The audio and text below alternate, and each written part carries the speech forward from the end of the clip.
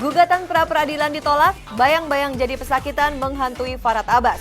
Seperti apa reaksi kubu Ahmad Dhani? Menimbang bahwa oleh karena permohonan pra-peradilan tersebut dinyatakan tidak dapat diterima. Ya mungkin 1-2 hari ini kita akan daftar kembali. Apa yang sudah dilakukan polisi itu sudah melalui semua prosedur, ya kan? Cuman kan oleh saudara FA coba-coba lah, siapa tahu, ya kan? Ya orang coba-coba kan boleh. Sempat jatuh saat gladi bersih, Afgan tetap tampil prima di panggung. Tidakkah Afgan dibayang-bayangi trauma?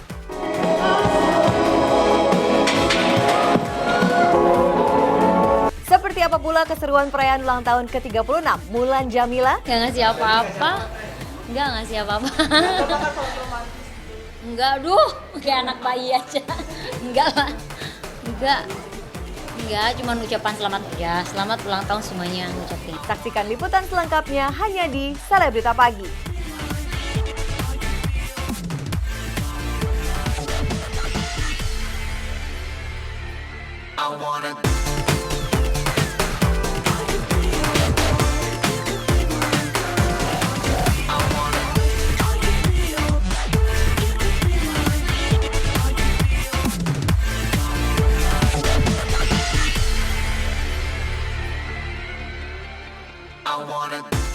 Hai, selamat pagi pemirsa. Saya Auxilia Paramita akan menemani pagi Anda dengan rangkaian berita menarik dari jagat selebritas tanah air. Dan inilah Selebrita Pagi, selebriti dalam berita. Bayang-bayang sebagai pesakitan di ruang sidang mulai muncul di benak Farhad Abbas. Setelah kemarin upayanya membatalkan status tersangka yang disandangnya lewat gugatan pra-peradilan ditolak oleh Majelis Hakim Pengadilan Negeri Jakarta Selatan. Lantas benarkah Farhad Abbas akan mengajukan gugatan pra-peradilan episode kedua? Dan seperti apa reaksi kubu Ahmad Dhani tentang penolakan gugatan pra-peradilan Farhad Abbas ini? Dan sementara itu dalam persidangan terkait pelanggaran hak cipta yang dituduhkan kepada tempat karaoke Inul Daratista, Zaskia Gotik memberi kesaksian. Benarkah Zaskia Gotik sempat bimbang sebelum memberi kesaksian ini? Simak liputannya tentunya hanya di Selebrita Pagi. Ini adalah pembacaan putusan. Karena ini Iqbal. Ya kan nanti kita bicara kan belum putusan hakim, kecuali hakim hari ini menolak kan hanya menerima eksepsi jaksa yang dilibatkan sebagai termohon 2 karena yang berperan di sini adalah penyidik. Itu akan kita perbaiki aja. Ya nggak apa-apa kan, nanti kan wawancara lagi. Kalau nggak gitu sepi ya. Ya kan? Nanti dia mau perpanjang gitu. Ya nggak apa-apa. Kan ada orang yang suka mati cepat, ada yang suka mati lama.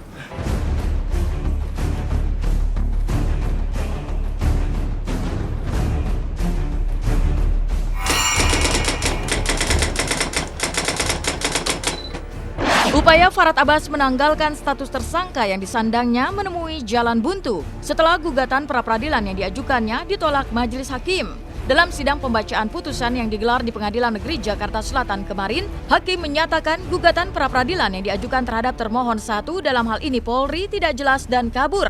Sementara gugatan terhadap termohon 2 dalam hal ini Kejaksaan dinilai salah alamat. Karenanya, Hakim menolak permohonan pra-peradilan yang diajukan Farhad selaku pemohon. Dan berikut detik-detik jelang Hakim membacakan keputusannya. Telah menjatuhkan putusan sebagai berikut di bawah ini dalam perkara permohonan pra-peradilan yang diajukan oleh Dr. H.M. Farhad Abbas SH, MH. Lawan 1. Kepala Kepolisian Republik Indonesia, selaku Kepala Kepolisian Daerah Metro Jaya, selaku Direktur Reserse Kriminal Khusus Kepolisian Daerah Metro Jaya, selaku Kasubdit Cybercrime Direktur Reserse Kriminal Khusus yang beralamat di Jalan Jenderal Sudirman nomor 55 Jakarta Selatan yang selanjutnya disebut sebagai termohon 1. Yaitu permohonan tersebut diajukan kepada pihak yang salah dan belum waktunya serta dengan dalil yang tidak jelas dan atau kabur. Karena itu sudah tentu menurut hukum permohonan yang demikian harus dinyatakan tidak dapat diterima. Demikianlah diputuskan pada hari ini Senin tanggal 24 Agustus 2019 oleh kami parlementarian, yaitu Hakim PN Jakarta Selatan yang ditunjuk oleh Ketua Pengadilan Negeri tersebut untuk memeriksa dan mengadili perkara permohonan pra-peradilan tersebut. Putusan mana diucapkan dalam persidangan yang terbuka umum pada hari ini juga oleh hakim tersebut dengan dibantu oleh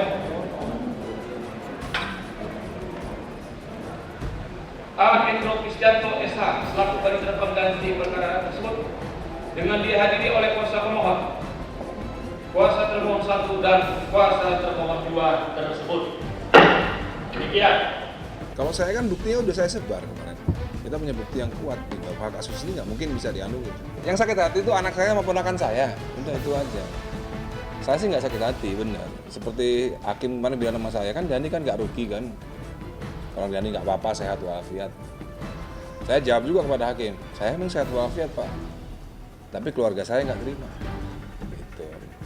Meski gugatan pra-peradilan jilid 1 yang diajukannya telah ditolak, namun Farhad belum putus harapan. Farhad dan kuasa hukumnya melihat masih ada celah yang bisa dilakukan lewat gugatan pra-peradilan jilid 2. Dengan jalan memperbaiki materi gugatan terhadap termohon 1, dalam hal ini penyidik Polri, serta tidak mengikut-sertakan pihak kejaksaan sebagai termohon, Farhad optimis gugatan pra-peradilan jilid 2 yang akan diajukannya mampu melepaskan dirinya dari jeratan tersangka yang kini disandangnya.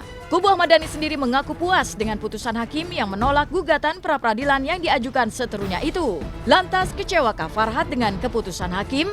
Dan kapan tepatnya ia akan mengajukan gugatan pra-peradilan jilid 2? Artinya kan tidak diterimanya eksepsi jaksa agar pihak kejaksaan jangan dilibatkan. Nah, sehingga hakim belum memutus dan masih memberi kesempatan kepada kita untuk khusus mengajukan pra-peradilannya, mengeluarkan jaksa, kemudian fightnya kepada pihak kepolisian. Ya mungkin 1-2 hari ini kita akan daftar kembali. Sebenarnya nggak, hanya proses saja. Sebenarnya harusnya mungkin waktu kita mengajukan gugatan itu kita tidak terlalu membahas materi tentang peran serta daripada kejaksaan di situ, karena kita memang hanya mengikutkan kejaksaan sebagai pihak termohon kedua aja. Nah, tapi ini memberi masukan yang baik dari pihak majelis, sehingga kita akan kembali mendaftarkan untuk gugatan permohonan pra-peradilan khusus kepada pihak penyidik kasus Dhani. Ya saya puas lah, puas artinya apa? Masih ada secercah harapan bahwa adanya itu keadilan. Bukan kita mau menang sendiri, tapi memang kasus ini bukan kasus abu-abu. Kasus ini memang murni clear, black and white, hitam putih. Udah kasusnya udah jelas hitam putih, nggak abu-abu. Jadi memang semuanya udah lengkap kok, ya kan? Seperti yang saya sering ulang-ulang, di dalam BAP pun semua lengkap, saksi, ahli bahasa, ya, padahal bahasanya nggak rumit-rumit amat, ya kan. Terus ada juga bukti-bukti tweet Farhad dan diakui pula oleh saudara FA bahwa ini tweet dia dan dia yang men-tweet, sudah diakui di BAP. Sehingga ya kalau polisi menetapkan dia sebagai tersangka ya wajar saja. Kalau bukan saudara FA, lalu siapa lagi yang menjadi tersangka gitu kan? Kan nggak ada lagi selain FA gitu kan. Seiring dengan niatan Farhad untuk mengajukan gugatan pra-peradilan jilid 2, kubu Dhani pun bergerak cepat dengan jalan berupaya mendorong pihak kejaksaan segera mem-P21 kasus perseteruannya dengan Farhad yang berujung penetapan status tersangka pengacara kontroversial itu. Dengan begitu, kasus yang bermula dari cuitan pedas Farhad yang ditujukan kepada pentolan Dewa 19 tersebut lewat jejaring sosial bisa segera disidangkan dan mendudukan Farhad di kursi pesakitan. Lantas apa kata Farhad soal posisinya yang sepertinya kian terjepit? Dari awal tuh mereka ngomong selalu seolah saya anak pejabat, kebal hukum, tidak mau diproses. Dari awal si Ramdan ngomongnya begitu, silakan aja dia ngomong. Ya, kemarin kehadiran Bapak ya, kan tidak ada pengaruhnya. Pengaruhnya kan tidak ada kan, artinya tetap jaksa diterima kan, artinya tidak ada berdasarkan kekuasaan. Kita bicara fakta aja, ternyata fakta persidangan kejaksaan tidak boleh dilibatkan sebagai pihak termohon, makanya kami mengajukan permohonan kembali. Sebenarnya ini bukan kemenangan ya. Ini sebenarnya sebuah proses hukum biasa. Ya. Sebenarnya apa yang sudah dilakukan polisi itu sudah melalui semua prosedur, ya kan. Cuman kan oleh saudara FA coba-coba lah. Siapa tahu, ya kan. Ya, orang coba-coba kan boleh, ya kan, nggak ada salahnya gitu. Tapi ya saat ini, ya kan, masyarakat sudah tahu bahwa memang ada tweet menghina, fitnah dan lain-lain, dan itu memang itu bukti yang udah sangat kuat sekali gitu. Sementara kasus ini nggak mungkin SP3 karena semuanya sudah ada, semua buktinya semua sudah ada, tersangkanya sudah ada, saksi ahli sudah menguatkan. Jadi ya sebenarnya kasus ini cukup kuat untuk tidak dipermainkan atau diapapun gitu. Ya, yang pasti percepatan proses P21 ya dari pihak kejaksaan dan pihak kepolisian. Karena udah nggak ada alasan juga untuk pihak kejaksaan untuk tidak mem-P21 gitu.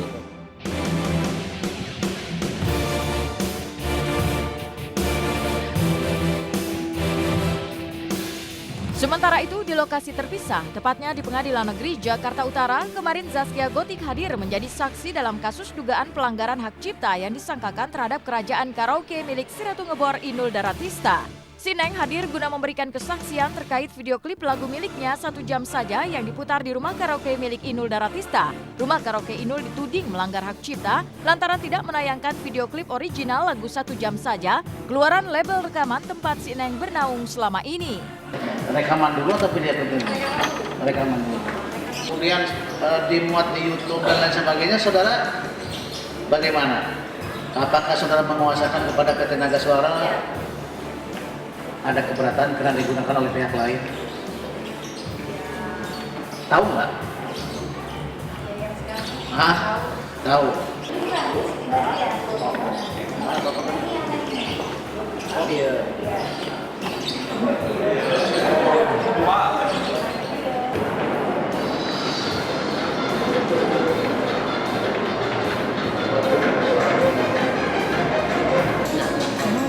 Baik, untuk kepentingan sidang kita cukup. Makanya ya kita deg-degan lah. Deg-degan, nggak ngerti yang namanya hukum ya kan, deg-degan aja, menerangkan aja. Kalau aku kan ditanya ini apakah benar ini lagunya, ya benar. Terus ini video klipnya ini ya benar gitu. Jadi gitu-gitu juga sih. Tapi yang jelas kalau untuk urusan yang terjadi saat sekarang ini itu seperti itu saya nyatakan memang tidak benar sama sekali, bahwa bukti semua kita sudah ada dan saya sudah melakukan tindakan dengan benar.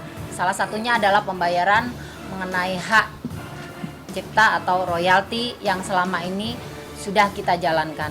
Selain grogi lantaran harus bersaksi di depan majelis hakim, beban berat juga menggelayuti pundak Sineng lantaran harus berseberangan kubu dengan seniornya Inul Daratista. Beban itu kian terasa berat lantaran selama ini hubungannya dengan Siratu Ngebor juga amat dekat.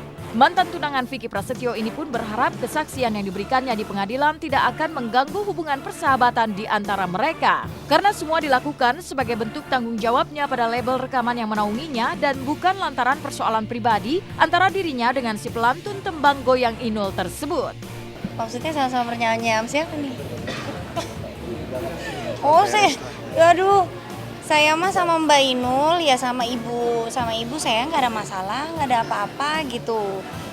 Saya hubungan baik gitu kan, nggak ada masalah, nggak ada apa-apa. Ini kan perusahaan, bukan perseorangan. Iya, kan? ini masalah antara perusahaan ya, bukan antara penyanyi ya, ditingkatkan lagi ya. Jadi Neng taunya di sini nyanyi aja, jadi bukan masalah Neng tuh maaf ya mengancam Mbak Inul atau bukan, ini masalah perusahaannya Inul Vista sama perusahaan Naga Suara. Jadi Neng tutup mata, Neng nggak tahu menau. Jadi di sini Neng sebagai saksi karena lagu Neng itu muncul sebagai bukti gitu aja gitu. Iya kalau untuk kesana sih pastilah ya, pasti karena kan kita sahabat dekat ya, sahabat gitu. Cuma kan ini kan antara perusahaan bukan antara penyanyi gitu. Pembayaran ini juga ke KCI, ke RAI, ke dangdut tentunya. Dan pasti haknya mereka juga pasti sudah masuk di sini. Jadi kalaupun ada tuntutan yang tidak jelas dari mereka untuk saya, khususnya untuk perusahaan, itu saya rasa mereka salah jalan. Ya komunikasi baik. Aku selalu baik dan aku juga sudah kalau misalkan mohon maaf kalau ada kata-kata kan, kalau aku kan di sini kan cuma ya aku kan di sini memberikan keterangan sebagai saksi aja gitu.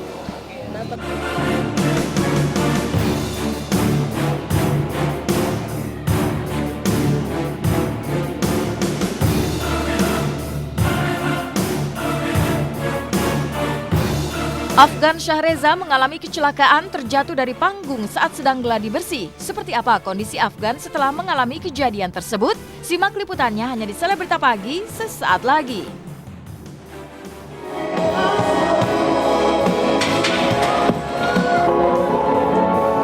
Waktu goyang juga saya ngerasa ini kayaknya cuman goyang aja sih. Ternyata ya roboh.